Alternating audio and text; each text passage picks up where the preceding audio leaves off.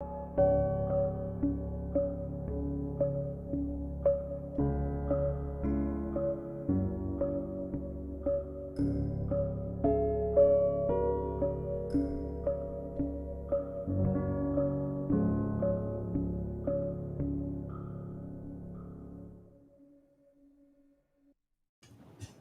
morning, everybody. Welcome to the Coffee Table Talks, Well Aware with Mr. George Finney. Thank you so much for joining us this morning. Dude, I'm so excited to be here. I mean, how can you not be? Caffeine, right? Circling up, hanging out with a bunch of nerds like me and Will. Good times, always. This is what I live for. Talking to nerds. Mean, isn't it all we all live for though? It's like I'm with my people. You know, it's you know, I can't describe. You know, I mean, if we started playing D&D, we'd go crazy here. Do you play D&D? You know, I mean, I have not played it enough in my life. So okay, wait, we'll get to that in a second. Hold on. Look, for those who don't know who George Finney is, other than my new favorite nerd. I see you, George. George is the CISO at Southern Methodist University, SMU, right? Do you guys call it SMU ever? I prefer that we not call it SMU. Some people do. You know, I'm not one of them. Look at that. 2 minutes in, already offensive. Bam, I'm on a roll. It's going to be awesome. George is also likes to write a lot. And the latest one that came out last year is called Well Aware. Fantastic. Thank you. I really like product placement. I know. I asked him to do that, by the way. In case anybody's like, wow, you're a nerd. No, like I asked him. I was like, can you put it right here? That'd be great. Thanks. Joining me as always, Will McCullen, the program director at the IT Center of Excellence located at PIMA Community College in Tucson, Arizona. There we go. And I am Rachel Arnold, the human API with SecureNation. We do stuff, and it's cybery. So if you need cybery things, I have cybery things. Anywho, I do the typey thingy. It's fun. It's kind of like being a human meat shield, right, between your cybersecurity teams and vendors and relations and things. But I also like my vendor partners. So they're nice people. If they're not nice, I just don't hang out with them much. That's all. Anywho, so now I want to ask about D&D and tell everybody good morning. Hi, Paul. Hi, Britt. Hi, George. Morning. Good morning. And Jonathan Kimmett. I made a meme out of him last. Well, no, it wasn't a meme. I just got real excited. I might have put it on a T-shirt. I'm just saying.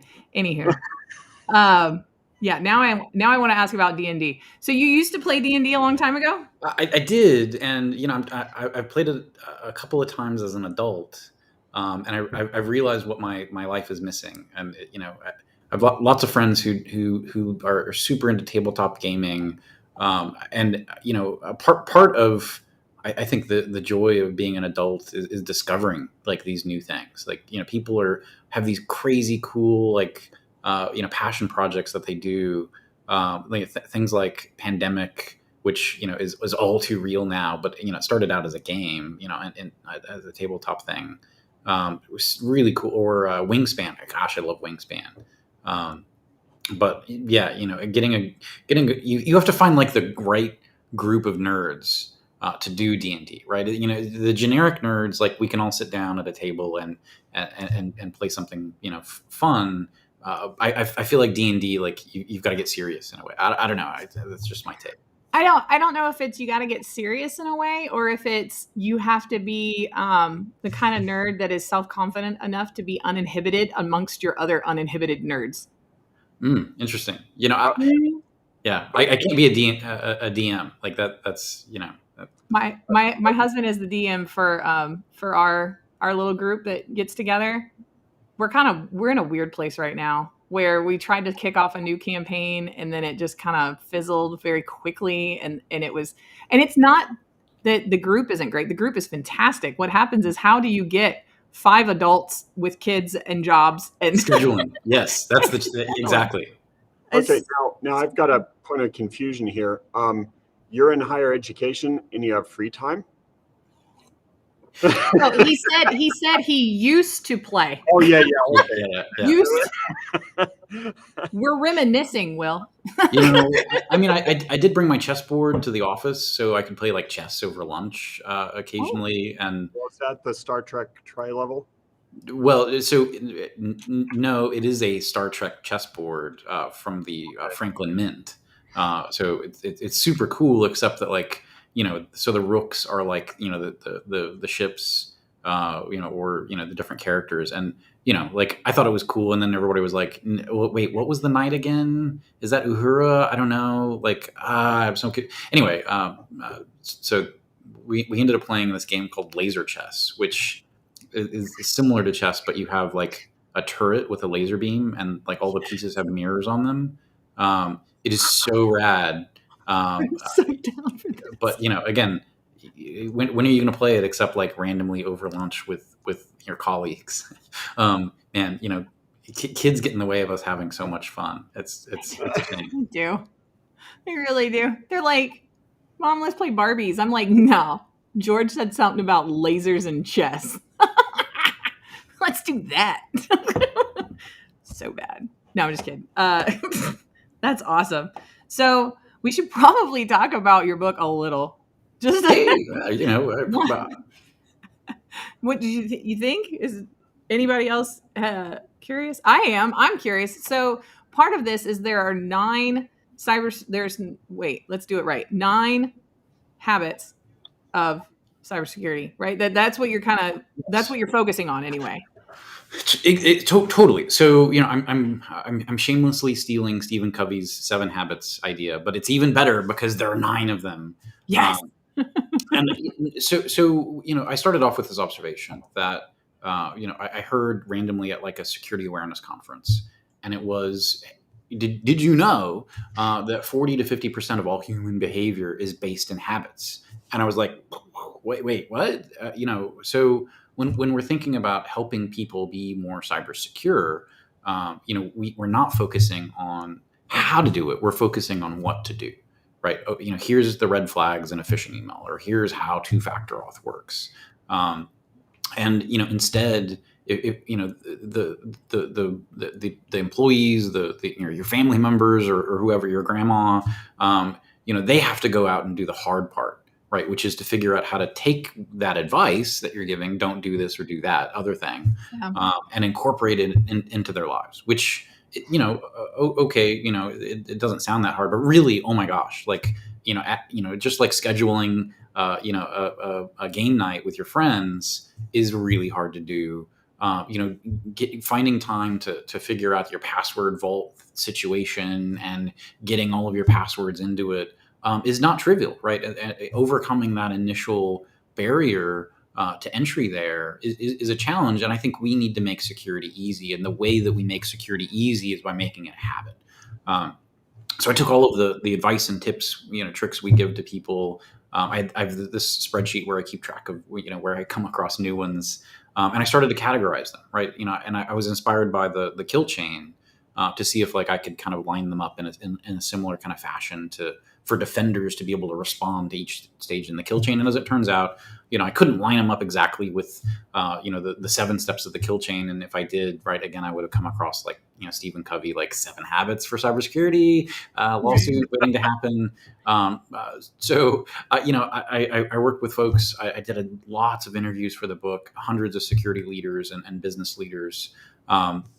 Eventually, we kind of massaged the different habits and found the right kind of names for them. They're not, I don't think, by the way, they're habits by themselves. I think they're more like constellations of smaller habits that we do.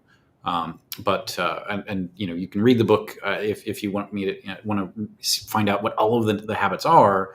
But yeah, that's the idea is, I think security folks, we can stand to get better, but also we need to build a bridge, right? We need to kind of meet our executives or our users halfway when it comes to security, or even maybe more than halfway. So helping them build that bridge on how to do security how to incorporate that into their lives. There's this crazy like habit loop, so I did a lot of research into psychology and neuroscience for the book. But yeah, people have researched habits for the last couple of decades, and they figured out there's a prompt that gets you to do the behavior. There's the behavior itself, and then there's the reward, right? So we're only giving people the behavior, which maybe or maybe not. We're doing a good job of that, but helping them find the right cue that's going to fit that behavior, right? Where's the sweet spot in terms of what I can do, right? Habits, as it turns out, work like a muscle. So they can get tired, right? They've done these crazy studies where like the psychologist would yell at people when they came to do the psychology survey to make their like $10 for the survey. And guess what? Like the people that are yelled at all the time, they can't do the same habits the way that other people can. They get tired, but so if habits work like a muscle, they can also get stronger. And we can also measure how much we've improved. And so I think if we start to look at it that way, cybersecurity goes from being something that people are the weakest link, which I think is wrong, by the way. We can revisit that, but we go from maybe people are our secret weapon. Maybe they have the security superpowers, and I say this in the book, but I think security is in our DNA. We've evolved to bring come together in communities for mutual protection, and that's how we can ultimately leverage our own internal desire to help our communities be secure. Everyone wants to play a part, and we need to help tap into that to get better at cybersecurity. Well, I mean, the attackers certainly use our human habits to break in, so why not fight fire with fire? And honestly, like it bugs me, right? When I talk to social engineers occasionally, we'll hire them occasionally for different things, and like I should know more about human motivation or our human element than a social engineer, right? And if I, as a CISO, if I don't know that better than the social engineers out there, they've got a leg up on us, right? And I think well aware is my answer to that. So Charles asks, what are the habits? So there are 9, but I wanted to ask you about if you wouldn't mind kind of walking us through my favorite one as I was thumbing through very quickly, which is the deception habit. And really, it's because if nobody noticed, behind George, there are Decepticons. I'm so excited. I'm like, you're my favorite nerd. Anyway, yeah. So deception. Shoot, George. So deception is like the final habit. And I debated about whether including that in the habit, just because people when you talk about lying, people naturally are uncomfortable with that, and totally understandable. But man, I've got a kid at home, and I've been teaching her to do pranks, and this is totally gonna come back to haunt me, right? It already has actually, but I think getting people comfortable with we're not asking you to lie necessarily. We don't want you to have a fake ID or something in your wallet. I mean, maybe you can do that, but gosh, I think it's it's a real challenge to be comfortable with that. But it's also one of the best ways we have for validating identity and getting people to understand that that's comfortable. Again, if I can help my 6-year-old,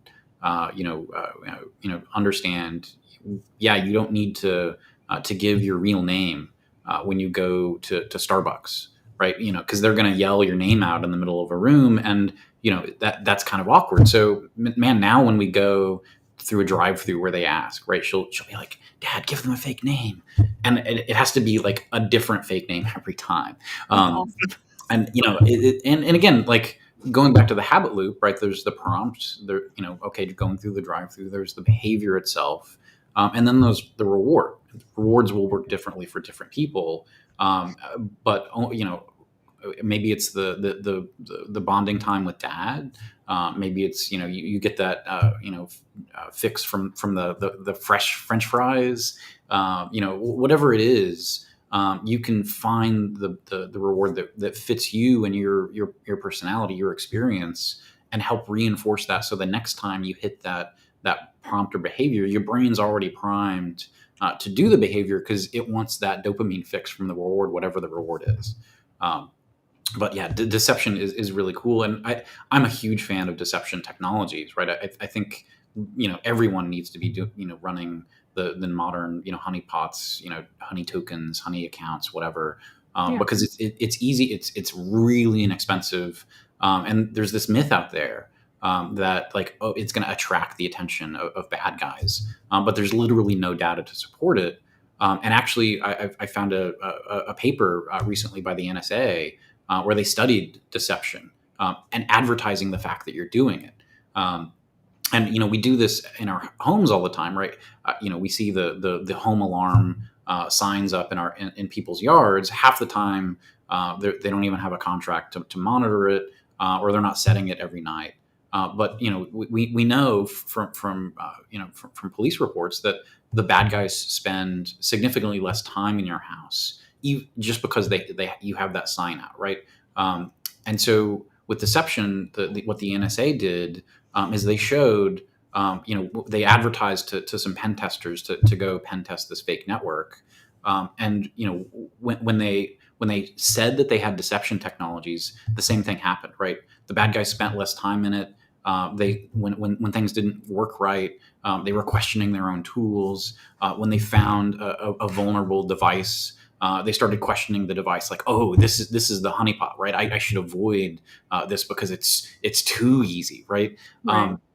It made a difference. And again, I think deception shifts the battlefield from our environment to the head of the cyber criminal that's trying to get in to our networks, and that's where we want to be fighting. Yeah, I agree. I don't know. Maybe it's just the way Rachel's brain works, but there's a line in the Great Gatsby that the tennis player, the lady tennis player says. She says, "Don't you just love large parties? They're so intimate." And that was something that, even as a kid reading that, I was like, she has a thought there, and it's prominent. You can hide better in plain sight the more crowded it is. Right? Because you're not the focus anymore. And that's kind of how I always, whenever, I was first learning about different technologies and everything else, whenever I came across, honeypots and deception technologies and everything else. And then there's some technology that can make your network look 10 times bigger than what it is, right? Like huge. And I'm like, I'm such a fan of large parties. They're so intimate, But even again, deception is so inexpensive, right? I listen to Darknet Diaries as a podcast. I'm sorry if I'm advertising for a different podcast here on your show. We are non-sponsored. This is all friends. I don't care.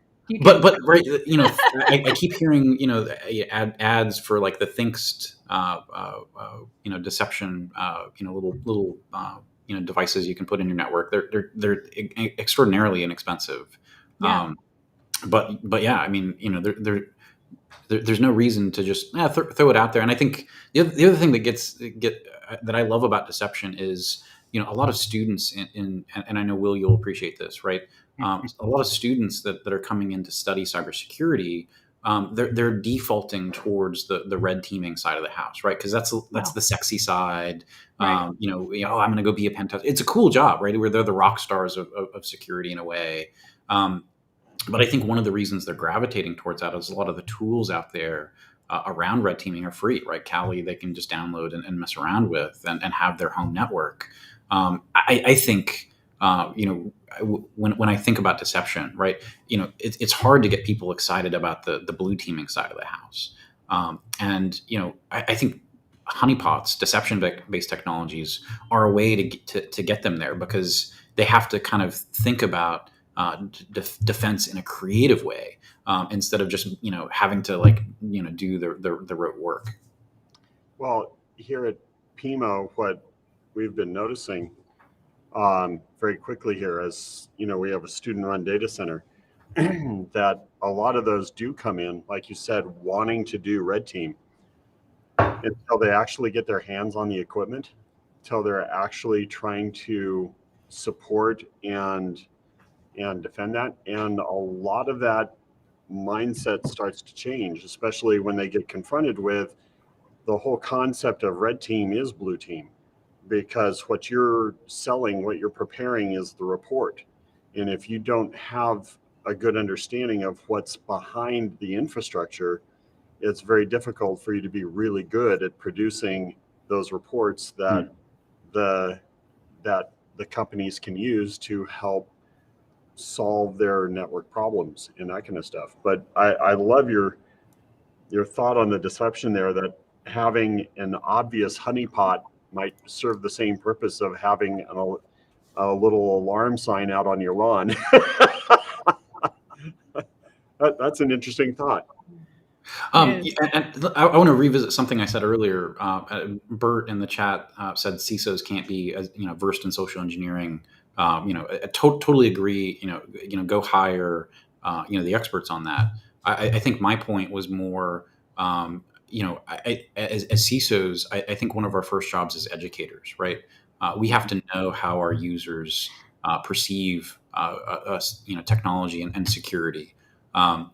We have to build relationships in our organizations, and I think going beyond just social engineering, we have to help our folks, and build them up, right? So, I don't think the point is that we need to be experts at social engineering.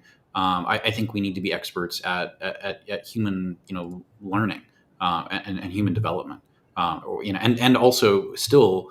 We need to develop partners, right? So, one of my best partnerships, here at SMU is our relationship with HR. Those are really the subject matter experts around humans.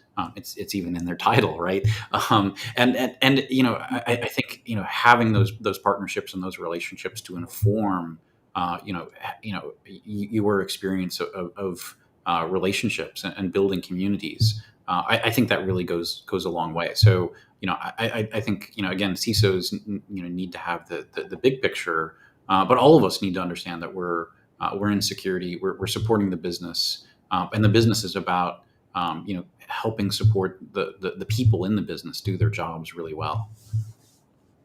Yeah, 100%. I agree with that.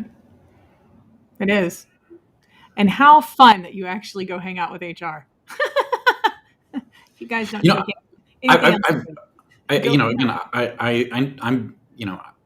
you can call me Curious George, but I'm always hungry to learn new things, and I've learned so much from them over the years. It's really incredible. So yeah, they're one of my best partners on campus. That's awesome. That's a good point too, where we need to start in the education of IT, start really reaching out beyond the tech sphere into that fusion element, to where when we're teaching cybersecurity, we're not just teaching the tech, but we're integrating with the other disciplines like healthcare, like law enforcement, like accounting even, to bring that perspective. Because in the tech area, as you're so aptly putting forth there, is that it has to be an understanding that what you're doing IT for is for people, and that people are the biggest cog in that. You can't disassociate that. You have to bring that together. So in your design, make it easy. You have to make security easy for folks. You have to help relieve that burden, right? Yeah, that's exactly right. I think taking that a step further. I did a poll a couple years back for CISOs, and I just asked, who does your security awareness training? And it was actually a 50-50 split, right? Some of them had embedded trainers in IT and security, but half of them relied on their HR trainers. again, I think one of the reasons that I wrote the book and kind of focused on habits is, for those HR trainers out there that maybe don't have a background in IT or security, what do they even train? We have to go beyond like just the standard, like 10-minute long online training, and I think helping prepare them to be able to do a great job and understand the different security concepts, focus on habits to help find help people find the sweet spot in terms of how they can build security into their lives and into their jobs, right? People want we'll focus on what's important to them first.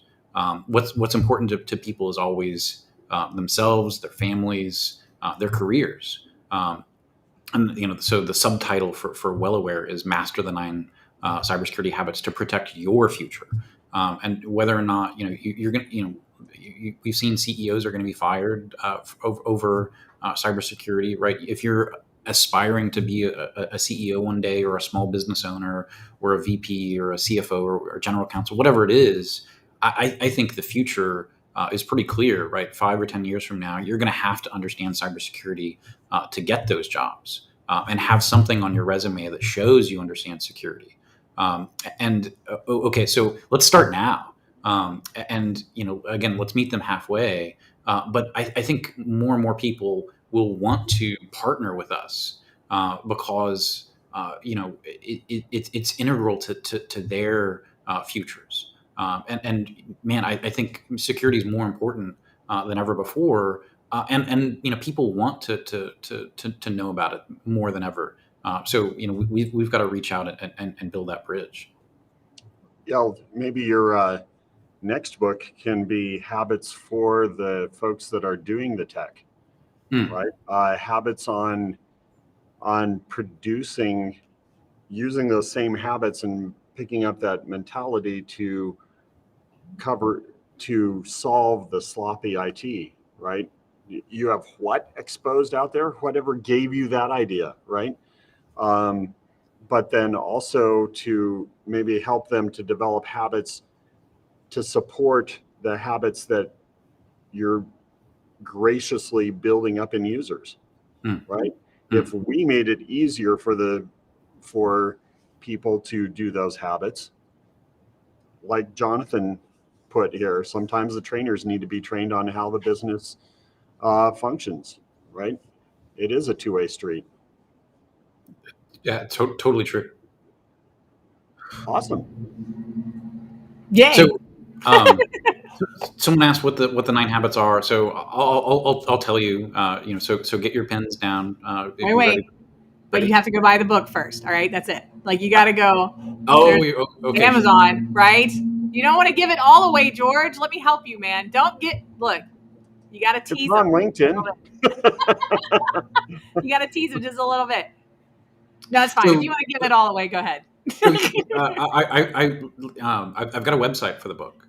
So check it out. It's wellawaresecurity.com. And the cool part about what I built on the website is I've developed a cybersecurity personality test based on the 9 habits. And one of the observations that I had about the 9 habits is the first 4 habits are all things that you do internally to yourself. They're things that just go on inside your head. Like I'm not going to give them all away, but like vigilance. That's just one of the first 4 habits. And so cool. That's great. And I've got my own internal things covered. But then the final 5 habits are external habits. They're things that you do with other people. So what the security personality test does is it helps you identify your biggest internal strength and your biggest external strength, right? And I've had the good fortune of being able to work with a few leadership coaches over the years. And the best ones, the bad ones will tell you like, okay, here's how to go, like deal with all your weaknesses. You suck. You're terrible at all of these things, right? That's not the way great leadership coaches work. The way great coaches work is they'll help you find and discover your strengths. What makes you a unique individual, and what unique contributions can you make to the organization, to the team? And so I do the same approach for the cybersecurity habits. And I, by the way, I get this feedback like, oh my gosh, I love the book, but 9 habits, like, oh my gosh, that's too many. Where do I start? And so, the cyber personality test will help you discover your biggest internal strength and your biggest external strength when it comes to the 9 habits. Start there.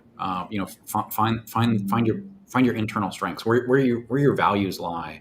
And I think by finding your biggest strengths, right, focusing on just those habits where you feel strongest, that'll make it start to feel easy, right? And so make some progress there. Start out with the habit loop, and then move on to the other more difficult things that you need to do in security. So one of the things that I cover in the first chapter on cybersecurity literacy. Okay, so you're writing them down. I think we've talked about 3 of the 9 habits. But one of the things we found is that fear shuts your brain down. So it's a great tool to get people to avoid doing things, right? Touching a hot stove. Don't do that. But fear actually prevents you from learning. Your brain actually will just shut down and go into defense mode. So to get people to go out and proactively do all of those important things that we need them to go do, we have to eliminate fear from the equation. And so, again, security can be scary. So let's make it feel more approachable to folks. Let's help them, build that bridge. Let's help them build momentum to get to do some of those challenging things, like adopting 2-factor authentication. Please. I mean, honestly, I've been through this, and I hear the same thing. Oh, it's so hard. Oh, people don't want to do it. It's a struggle. But again, if we built up that momentum with them a little bit, they start to feel comfortable, and then they start to see themselves as someone who can contribute to security. And so, with the person out there, there are 20 different cyber personality types. But if, just like with Myers-Briggs, right? Some people, like 20 years later, can still know their Myers-Briggs personality type. I want them to be able to have that same, core identity as someone who is great at security, right? I'm a cybersecurity believer. And like, I can go through the rest of my career thinking, okay, here's how I'm going to accomplish these habits. Here's my unique strengths. And I've actually worked with some teams to plot the whole team on this like radar chart that I've got for the habits. So you can instantly kind of visualize where you're at as a team in terms of identity, to know like, okay, we're super strong as a team. Which habits haven't I given away yet? We're super strong at cybersecurity literacy. Okay, cool. Does that really align with our goals as a team or as an organization? Do we need more of a balanced approach? Do we need higher deception, to accomplish our goals, right? And I think understanding that big picture, how we relate to everyone. Again, one of the most important things we do as humans is we come together in communities, which might be another one of the habits. So coming together and protecting each other, right? We feel a lot of satisfaction around that, right? And sometimes security can feel like a thankless job, and so kind of reinforcing that we are making a difference. Oh gosh, it's so cool. Yeah, well, just like like you pointed out with Myers-Briggs, that can change dramatically over time. So with habits, strength of those can change all over time. And oh, by the way, let's never have that test end up on Facebook. Even if it turns into what type of superhero. I love those. Those are so great. So I mean, yeah, those BuzzFeed style questions, Facebook makes it super easy. And it's fascinating. So I get a lot of people take the test. There have been hundreds that have taken it so far, and it's fascinating. Like, I want to give points for deception, like as a habit, if they give a fake like email or name or title or whatever. And you do have to give me your email, but I promise, like, I'm literally the only human that has access to it. I've got two-factor on, to see the results, right? So you feel relatively secure. I'm not going to spam you. I don't sell my marketing list or anything, but it's fascinating, but because people are really like tuned to like, hey, wait a minute, I've got to give my email address. Now I've got my heightened sense of awareness at play, and like even folks that I know, like I've got their email addresses already. Like my peer CISOs are like, okay, wait. And they're like, oh, it's George. Okay, cool. Like I'm good with this. But it's fascinating how how skeptical we are about some of the things that we see on Facebook, and that's a really good sign. But it's please do give me real information, because I'd love. I've published some of this data already, but I really want to be able to say, like, here are the top 3 or 5 personality types for CISOs or for security analysts or for CFOs or CEOs, right?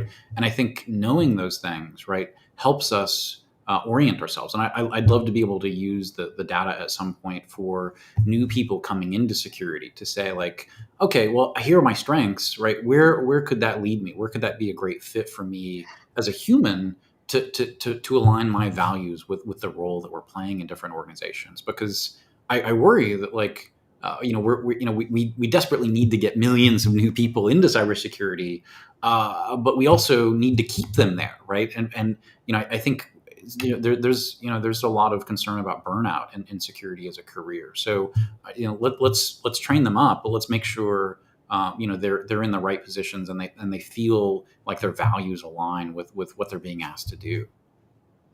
That's so true. I hope that we can get some sort of, this is what this role does, and everybody agrees on it.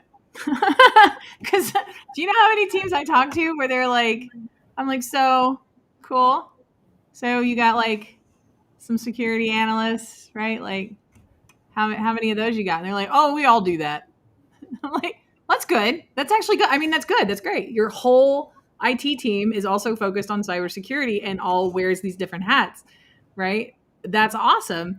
But like, if you're trying to do what George is doing and like trying to help incoming professionals to understand how their personality and passion may fit into a specific role, but we haven't specified the roles, that's convoluted a little. It makes it hard, at least.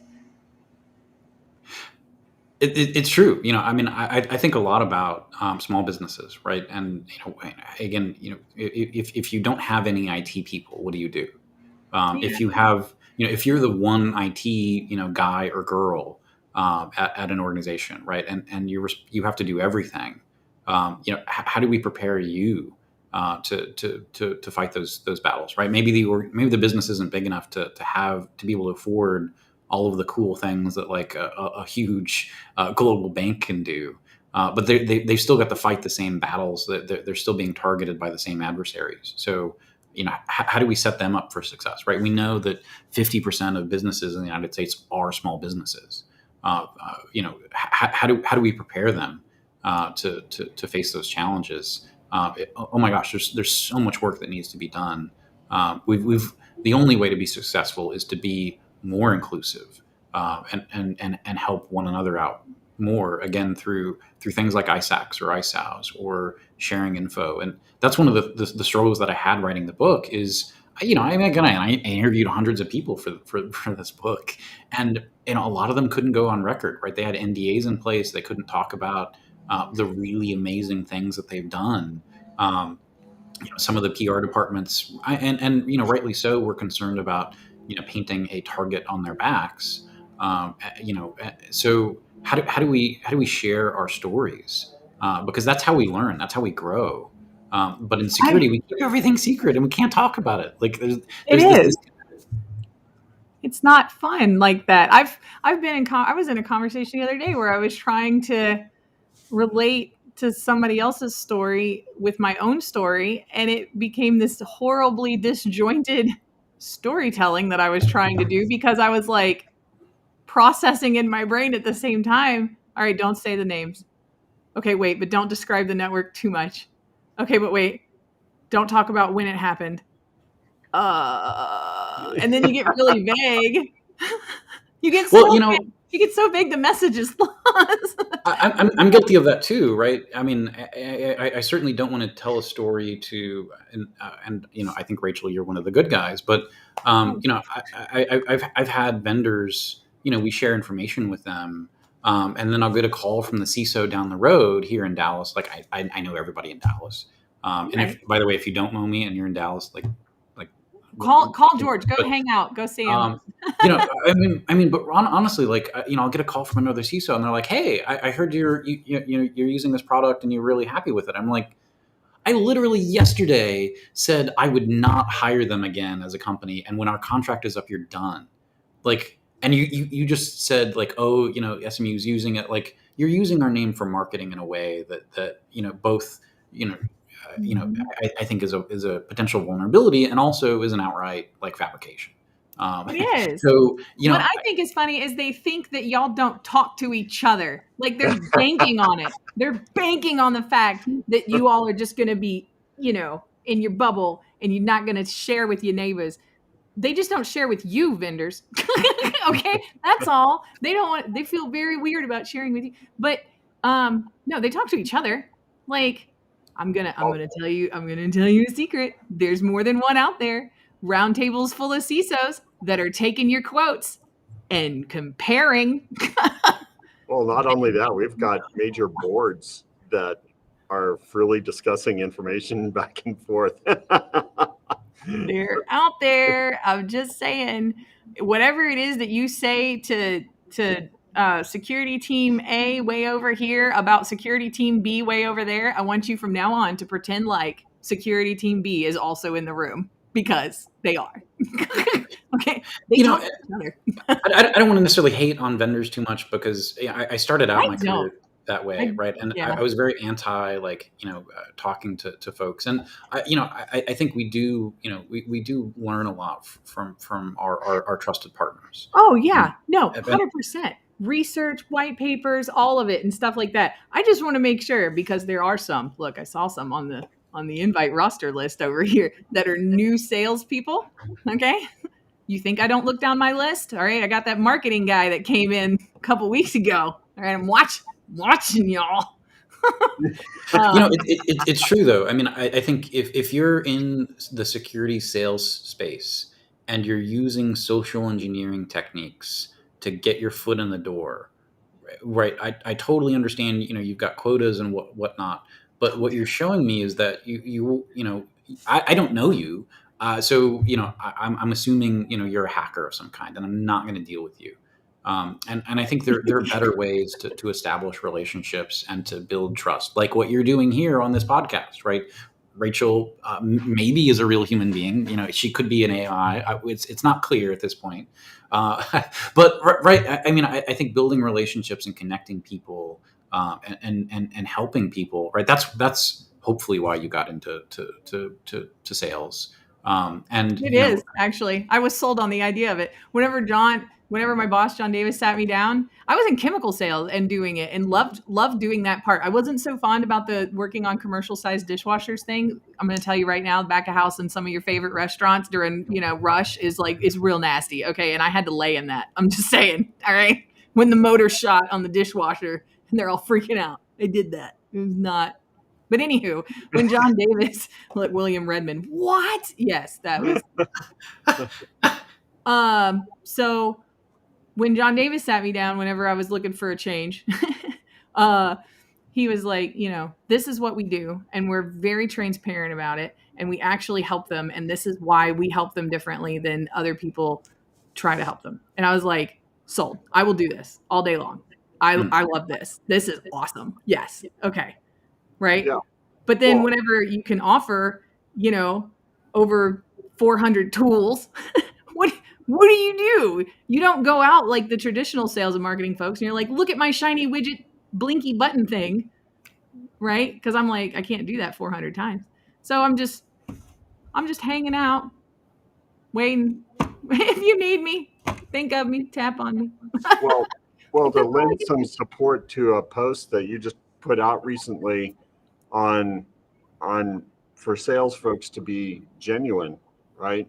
Oh yeah, wasn't that yesterday? That was yesterday. That is so much better, right? And this kind of falls in line with the whole element, because I don't know about you, George, but whenever you're in education, especially, and you're in the town and you have those representatives come around, you can watch some of the representatives that are not as trustworthy go from company to company to company.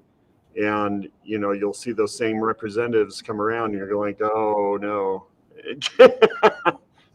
Right?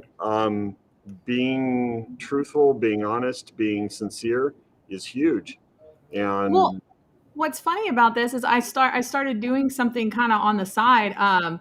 George, you were invited to a couple of them where we did like the heads of higher ed. We just got roundtables, just roundtables. There was I guess if you count me as a vendor, I was present, but there was no sales pitch involved. It wasn't anything else. It was just an opportunity for other CISOs and IT directors to meet each other. And my hope was they just go be friends, right? Just go be friends. Find more people, and and if somebody didn't already know somebody, that was better, because I was like, oh, now you're going to meet them and they're totally fun and very cool. And I did that not just for like higher ed. I did it, handfuls at a time. The higher ed one was the biggest one, but but I called them the CISO side tables, and I would have these little pockets of people that I felt like their personalities complemented one another very well. And I would like set them up, and we'd have like a monthly, especially when COVID first kicked off, because suddenly we weren't going to conferences, right? We weren't mingling with each other anymore. We weren't going to dinner. And there was no benefit in it for me other than more friends get to be friends. That's it. Yay. And that's when the human API thing started happening. But it was at the very beginning of COVID. And the idea was just, sometimes you are bubbled off and siloed off from everybody else. And it can be very lonely, and you need, a supportive community around you, and maybe some diversity of thought, because you can get stuck in an echo chamber, right? Where maybe you've got like a toxic thing happening amongst your teams or inside your organization where they don't care about cybersecurity, and that can beat you down like really bad as a cyber. I mean, I'm sure everybody's experienced it a little bit, where they're like, you're like, wow, why is this something that we let happen? And you go and try to communicate that to the board, and they're like, that doesn't fit into the initiatives of the business, and blah, blah, blah, blah, blah, blah, right? And you had like some kind of miscommunication failure thing happen where you didn't communicate clearly why, and all this other stuff. So you have to go outside of that kind of atmosphere and kind of bounce ideas off of other people, just to build up your own repertoire of tools that you're going to go. And I don't mean the kind you buy. I mean, like 9 habits, right? Exactly. I think, definitely I'm aware, maybe more so of this after writing the book. But, I actually started, I hate it when people say like, let me just give me 15 minutes of your time. But I've actually started like being maybe more open to those conversations, so instead of going to conferences for the last like year and a half, I've set aside like an hour a month, right? So, whoever, first come, first serve, you hit me up, like, fine, I'll hear your demo. If your demo sucks, cool, I'm going to move on. But you've got, 15 minutes of my time, or half an hour or whatever. And, again, I want folks to respect that, but, we are, I think, lacking significantly in that community building that we had naturally as a part of the conferences. I was at a conference yesterday, and I ran into a guy. He's like, "Oh my gosh, I was just promoted to IT director at this company, and I have to do security, and I don't even know where to start." I'm like, "Okay, let's chat." And we had this great conversation. He was already doing segmentation, which was cool. Okay. And we started to talk about like how he could build his program. But for folks like that, right, there are lots of new folks coming into IT roles or into security roles that need help, that need guidance. And I think there are great programs out there to do mentoring and coaching. Um, I'm a part of the Cyber Future Foundation's mentor program that I love, but there are lots of them out there. So for those of us who have experience, we need to be connecting and helping build up that next generation of practitioners. But also, like, we need to be out there, and I think one of the things in security, we have to be on the bleeding edge. Because that's where our like crazy DevOps teams are, or that's Right. where we're getting pressured from our users or executives to bring in these new tools that okay, cool, like you want Slack now and you want Teams or whatever, and okay, well, we're potentially we're exposing new vectors. I mean, can't So we just use Facebook Messenger, George? I mean, I would love to mandate that we just stick with one tool here in higher ed, but that's not that's not going to fly. So, but Oh, no, it's I mean, totally secure, though. I promise. sure, yeah, but I mean, I guess for us, how are we developing that habit, if you will, of lifelong learning and security? How do we stay Yes. prepared, to be on the bleeding edge? Because what we do today has ramifications for years to come, It and does. the work we put in today, I mean, if we mess it up. And if we just let hypothetical example here, but if we just roll out a flat network, that's going to have consequences. It's going to be very hard to roll that back into a segmented, type of environment. But if we do the hard work up front, it'll maybe suck for a couple of weeks. But again, it's going to be very hard to change away from that. So let's, again, every study I've ever read about this says, prevention, yields like anywhere from 5 to 10x in terms of return versus having to be reactive or do incident response. Um, so our strategy, whether you call it zero trust or whatever, if we can focus on prevention, that's the way to be most efficient when it comes to security. And if we're efficient, that gives us the time to go do the learning and the education and the growth that we need to stay ahead of the curve. Yeah. But man, I mean, it's a challenge. It's hard to get right. And I mean, I think something like zero trust here in higher ed is a necessity because, man, I mean, we've got networks full of students that are interested in exploring how computers work, and like I saw what was Look it, at war Will. games back in the day, and Matthew Broderick could change his grades. Maybe I can do that. That's real. Like that happens. That's a thing. Don't try that though, you guys. Don't do that. That's cheating. I like to tell students that that's actually a federal crime. That's not just like an honor code violation. Yeah, that's a lot of trouble. Don't do that. Don't do that. Disclaimer. I need a big button that's like, don't try this at home, kids. That's we do not support whatever illegal activity was just mentioned somewhere. But so and for mentorships, like the program that you're a part of is more of a like it's a very structured thing, right? But for people that maybe don't want, are kind of like, I don't want to do a structured thing. There are options for that too.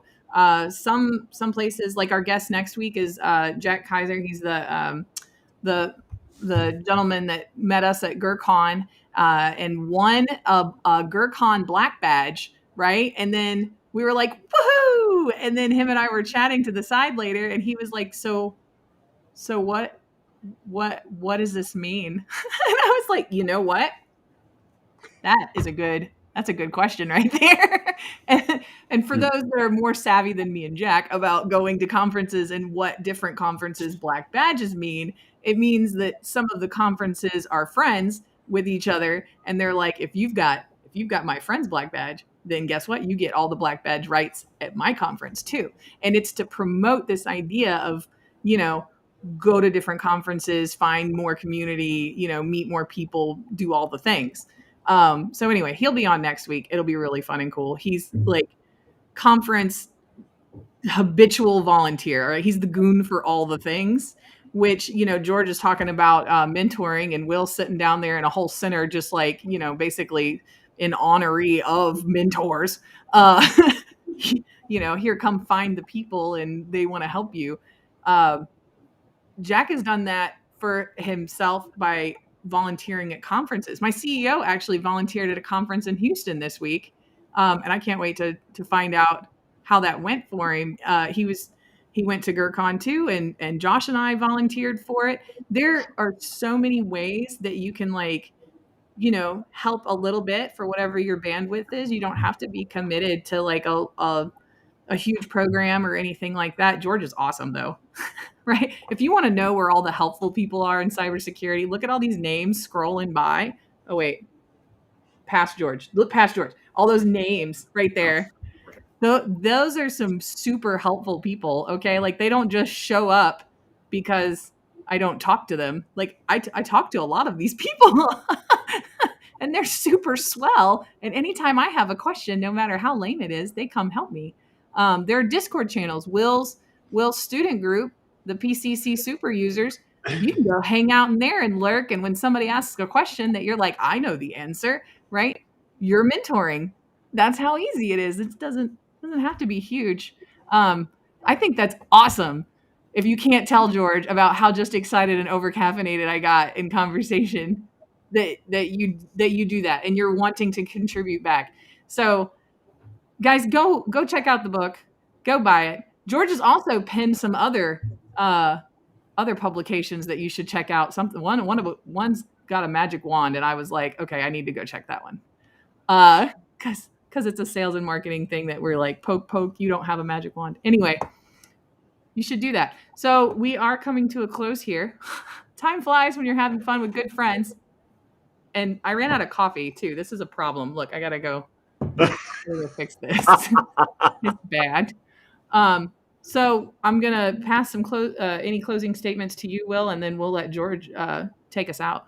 Oh, hey, George, thanks for what you're doing, right? And anytime we can start to make it simple and easy for the users, for everybody involved, to bring it back into focus and perspective, that's a fantastic contribution. Thank you. George, any closing thoughts from you? I'll give away the most important cybersecurity habit. Out of all the 9 habits, the most important one is community. It is. And I mean, I love technology because one of the things that it does is it helps make building communities easier. And Rachel, you've done that here with the coffee table talks. I know you've, I have my own podcast that folks can go listen to, the Well Aware Security Show. You should. But what you're doing is incredible, right? Where you're building, a community around cybersecurity, right? And however we do that, we can get better, right? You said earlier, right, that the bad guys are talking to each other, right? They have a financial incentive to collaborate and be more effective. And I think we need to do the same thing in security.